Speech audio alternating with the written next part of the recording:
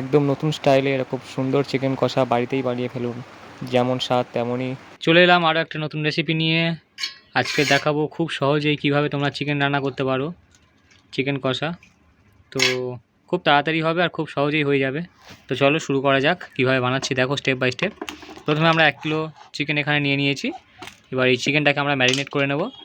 Marinate করার জন্য আমরা এর মধ্যে দেবো 1 চামচ হলুদ গুঁড়ো, 1 চামচ লঙ্কার গুঁড়ো আর প্রয়োজন মতো লবণ। তো প্রয়োজন মতো লবণ দিয়ে দিলাম,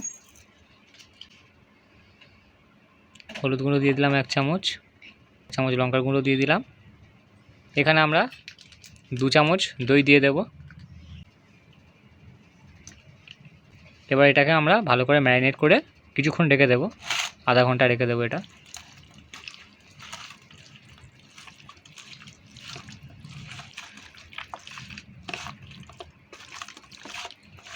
তো গ্রেভি বানানোর জন্য এখানে আমরা নিয়েছি 5-6টা, এখানে ছোটো সাইজের পেঁয়াজ আছে তাই আমরা এখানে একটু বেশি পেঁয়াজ নিয়েছি। এখানে আমরা নিয়েছি 6-7টা মতো পেঁয়াজ নিয়েছি। তোমরা একটু বড়ো সাইজ বা মিডিয়াম হলে তোমরা 4টে বা 5টা পেঁয়াজ হলে হয়ে যাবে।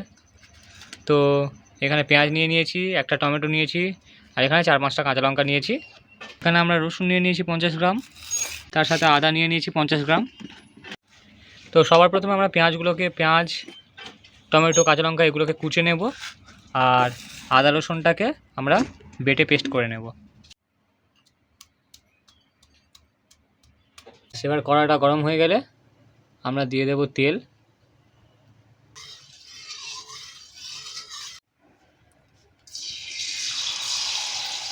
আমরা খুব সামান্য একটু চিনি দিয়ে দিলাম, খুব অল্প করে দেবো চিনিটা, একদম বেশি না, সামান্য চিনি। এবার আমরা দিয়ে দেবো গরম মশলা। প্রথমে দিয়ে দেবো আমরা 2টো শুকনো লঙ্কা, 2টো তেজপাতা কুচে দিলাম, 4টে এলাচ, 4টে লবঙ্গ আর 2 টুকরো দারচিনি কাঠ। তো এবার আমরা দিয়ে দিলাম পেঁয়াজটা এর মধ্যে। এবার পেঁয়াজটা খুব ভালো করে ভেজে নেবো আমরা। তো পেঁয়াজটা ভাজা হয়ে গেলে আমরা এবার দিয়ে দেবো কাঁচা লঙ্কাগুলো। অল্প একটু ভাজা হয়ে যাবে। তো এবার আমরা চিকেনটাকে দিয়ে দেবো এর মধ্যে, ম্যারিনেট করা চিকেনটা আমরা দিয়ে দেবো এর মধ্যে।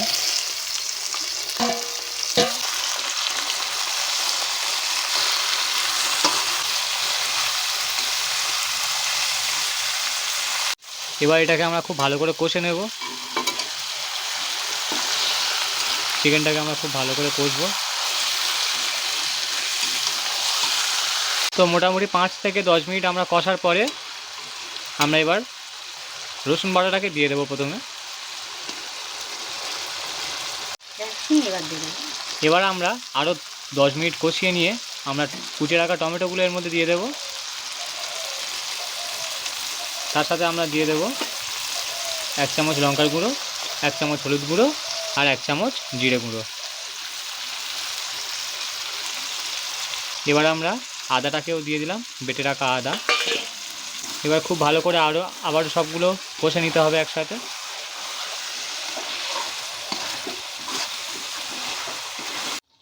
এবার আমরা গ্যাসের ফ্লেমটাকে কম করে দিয়ে আমরা একটুখানি চাপা দিয়ে কিছুক্ষণ রেখে দেবো মাংসটা ভালো করে সিদ্ধ হওয়ার জন্য।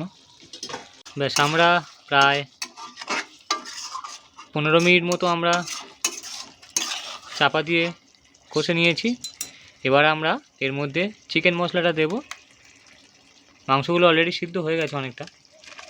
এবার আমরা এর মধ্যে চিকেন মশলা দেব,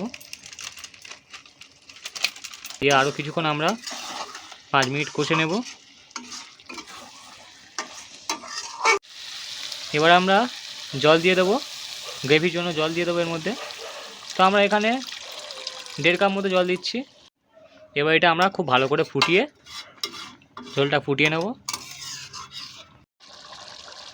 ব্যাস ঝোলটা ফুটে উঠেছে। এবার আমরা গরম মশলা দিয়ে এটাকে নামিয়ে নেব।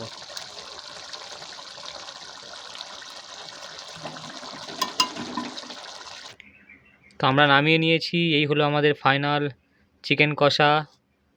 তো কেমন লাগলো তোমরা জানাও, খুব সহজেই করতে পারবে। আমরা উপর থেকে গার্নিশে একটু ধনেপাতা কুচে ছড়িয়ে দিয়েছি আর একটু কাঁচা লঙ্কা ছড়িয়ে দিয়েছি।